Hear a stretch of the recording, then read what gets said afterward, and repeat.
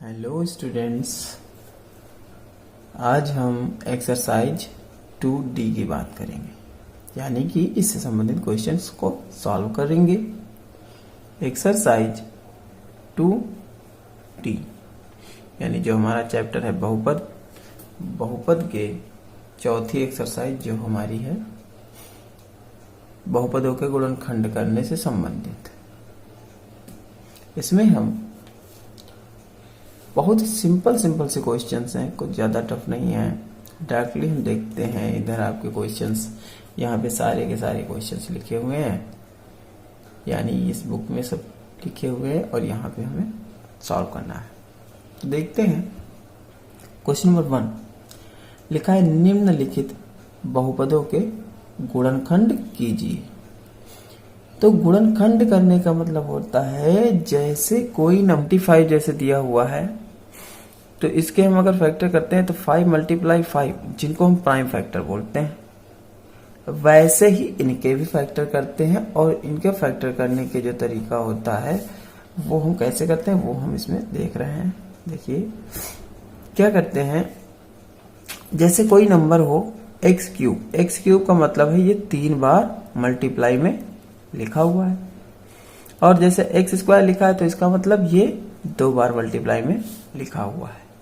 ठीक, अब ये जब अगर प्लस में लिखे हुए हैं उनके करने फैक्टर, तो इसका मतलब इसमें देखते हैं कॉमन क्या है, x²। तो x² कॉमन है, तो यहां पर हम अगर बात करें तो ये x³ था, तो यहां पर बचा x और यहां पर बचा x² कॉमन, तो इसका मतलब यहां कुछ नहीं तो 1 बचता है।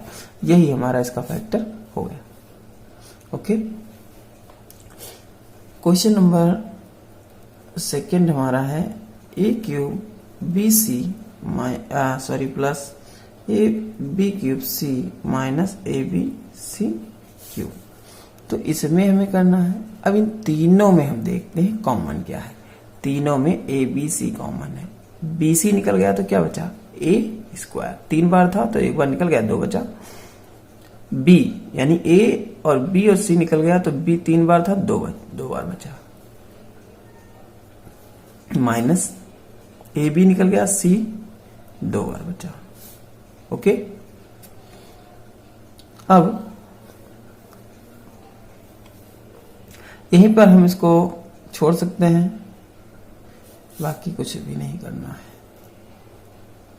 Question number 3 AB x plus y x plus y. इन दोनों में हम देखते हैं कि x प्लस वाई तो कॉमन है ही, प्लस b भी कॉमन है। तो b x plus y common ले लेते हैं, b x plus y common ले लेते हैं तो हमें क्या मिलेगा, यहां पर बचा a और यहां पर बचा x। ये हमारे इसके फैक्टर हो गए। क्वेश्चन नंबर, अगर हम इसी तरह 4 की बात करें तो 32x plus Y square plus 2x plus Y. क्या कॉमन है, 2 और x प्लस वाई। इसका मतलब बचेगा क्या, 16x प्लस वाई एंड 1। तो हमारे ये भी फैक्टर हो गए।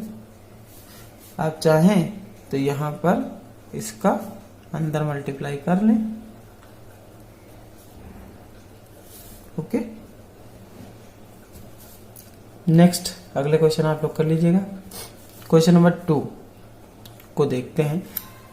इसमें भी हमें फैक्टर करने हैं, थोड़ा सा तरीका बदला होगा और बाकी कुछ भी नहीं है। इन दोनों में कॉमन क्या है, ए, तो बच्चा क्या, इन दोनों में कॉमन क्या है, बी। मतलब उसमें 2 टर्म थे, 3 टर्म थे, तो हम डायरेक्टली सारे में कॉमन ले रहे थे। अब इसमें क्या है, इसमें 4 टर्म है, तो हम 2-2 के पार्ट्स अलग अलग कर लेंगे। तो 2 भाग ये अलग कर लिए, 2 ये अलग कर लिए।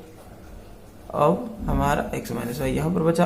अब फिर से यहीं पर नहीं छोड़ देना, अब यहाँ पर दोनों फिर से देखते हैं। x माइनस वाई हमारा कॉमन है तो क्या हो जाएगा, a प्लस, यहाँ बचा a और यहाँ बचा प्लस का हो गया। Question number next, question number 2 हमारा है x square minus x minus a x plus a. तो इसमें क्या कॉमन है? एक्स, तो बचेगा एक्स और यहाँ कुछ नहीं तो 1। इसमें कॉमन है माइनस का ए, तो यहाँ पर एक्स यहाँ पर ए, जब ए कॉमन हो गया दोनों में तो यहाँ पे कुछ नहीं बचा तो बचा 1। अब चूंकि कई लोग ये सोच रहे हैं माइनस कैसे आया, क्योंकि जब माइनस कॉमन ले लिए हैं तो इसका मतलब ये साइन अंदर वाले सारे चेंज हो जाएंगे, इसी वजह से ये चेंज हो गए हैं। तो ये x माइनस 1 ये दोनों में फिर से कॉमन ले लिया और x माइनस इसका फैक्टर हो गया।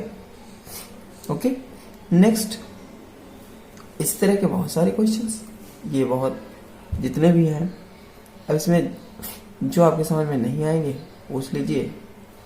चलिए एक क्वेश्चन और है, क्वेश्चन नंबर 5। तो क्वेश्चन नंबर 5 जो है वो क्या है? X square plus 1/x² plus 2 minus 3x minus 3/x।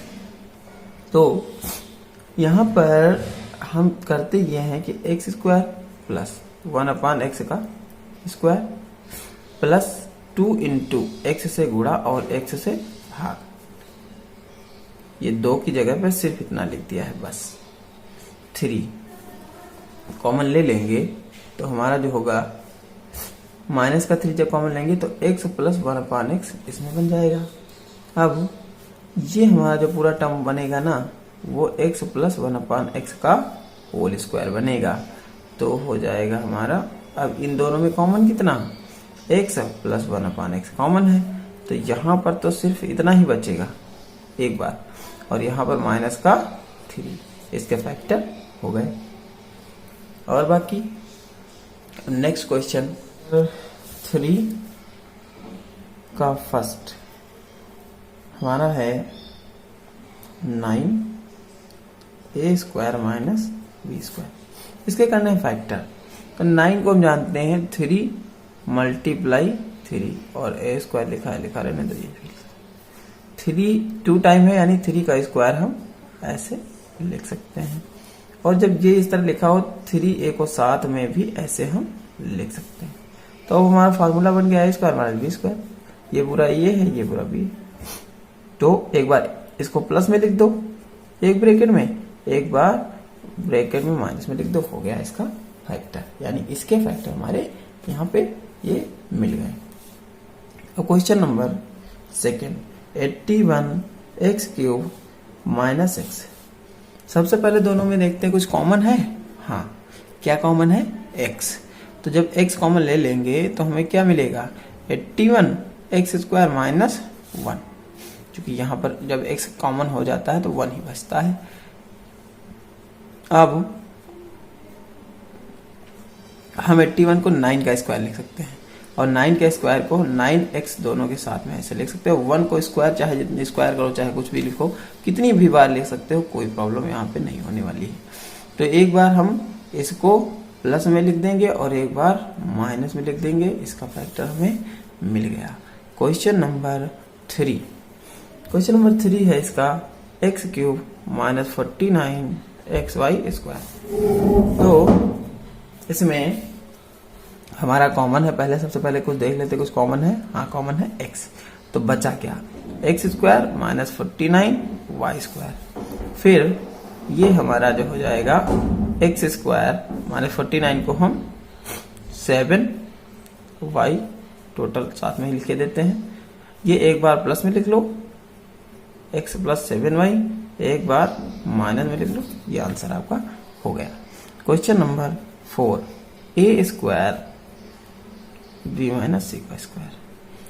तो अब ये डायरेक्टली बना हुआ है, हम एक बार इसको प्लस में लिख देंगे, सॉरी, और एक बार हम इसको माइनस में लिखकर सिंप्लीफाई करके लिख देंगे। प्लस है तो साइन कोई चेंजिंग होनी नहीं है, यहाँ पर माइनस है तो साइन चेंज हो जाएंगे। ठीक है, ये हमारा हो गया। इसी तरह के नीचे बहुत सारे क्वेश्चंस हैं, इसमें से सबसे लास्ट वाला क्वेश्चन देख लीजिए। Question number 10 x⁸ minus 81 y⁸ 8। इसमें क्या है ना कि हम इसको क्या करते हैं, कि जो x की पावर 8 है उसको हम तोड़ लेते हैं x की पावर 4 का स्क्वायर, और ये 81 को 9 लिख देंगे, और y की पावर 4 का स्क्वायर हम डायरेक्ट ऐसे लिख देंगे।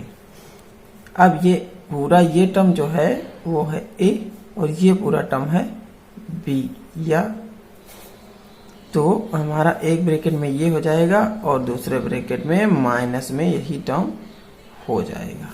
ओके, अब इसके तो फैक्टर नहीं कर सकते, लेकिन कुछ आगे हम यहाँ पर इसके फैक्टर कर सकते हैं।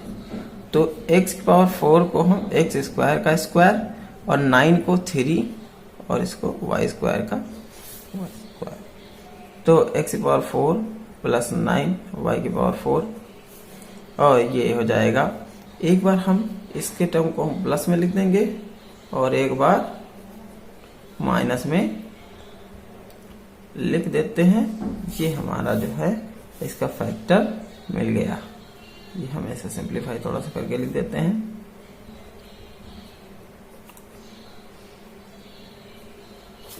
ओके, अब नेक्स्ट हम क्वेश्चन 4 में भी फैक्टर करने हैं, बस थोड़े से ये दूसरे टाइप के फैक्टर हैं। इसमें क्या करना होता है, इसमें करना ये होता है कि जो ये हमारा अचर पद होता है ना, अचर पद क्या है, 12 है, और ये अचर पद प्लस का 12 है, यानी प्लस का, ये पॉजिटिव है। तो 12 के करते अगर फैक्टर, ऐसे फैक्टर चाहिए हमें प्राइम फैक्टर, वैसे तो हम अगर करें तो 12 के प्राइम फैक्टर क्या होंगे, हमें मिलेंगे 12 बराबर मिलेगा 2 गुणे 2 गुणे 3। लेकिन अब इन फैक्टर्स को हमें ऐसे एडजस्ट करना है कि ये फैक्टर वो हो जिनको जोड़ के 7 भी मिल जाए। तो 2 2 जा 4 मल्टीप्लाई 3, 4 3 जा 12 हो गया, और 7 की जगह 4 प्लस 3 फिर हम लिख सकते हैं। तो अब हम यहाँ पे क्या करते हैं, एक्स स्क्वायर प्लस 7 की जगह पर 4 प्लस 3x, और ये 12।